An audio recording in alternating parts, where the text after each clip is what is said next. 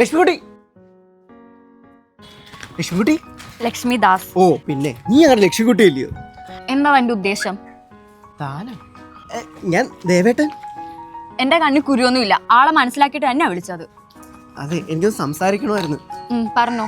അത് കഴിഞ്ഞ ദിവസം അങ്ങനെ സംഭവിച്ചത് എന്റെ തെറ്റുകൊണ്ട് തന്നെ. എന്നാലും അടി താൻ തല്ലുവോ? കാര്യം പറഞ്ഞാ പോരെ? എടോ സോറി, അങ്ങനെ പറ്റിപ്പോയി. ശരി പൊക്കോ.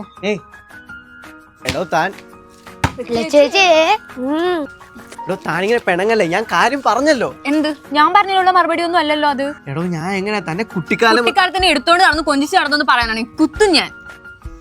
പിന്നെ എനിക്ക് സത്യമായിട്ട് എനിക്കെല്ലാം ദേഷ്യം വരുന്നുണ്ട്. ഞാൻ പിന്നെ ഒന്നും ചെയ്യാത്ത എന്താണെന്നറിയോ? എനിക്ക് അത്രയ്ക്ക് ഇഷ്ടമായോണ്ടാ. എടോ ഞാൻ പറയുന്നൊന്ന് കേക്ക്. വേണ്ട, എനിക്കൊന്നും കേക്കണ്ട. പറ്റത്തില്ല, എനിക്ക് പറയാനുള്ളത് കേട്ടിട്ട് പോയാൽ മതി. താൻ ശല്യം.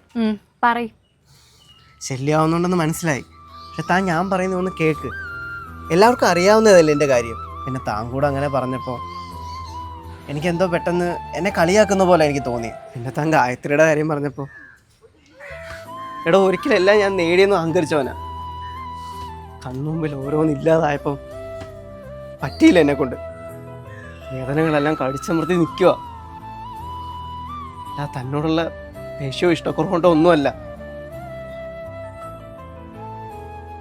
ഇനി ഞാനില്ലേ കൂടെ?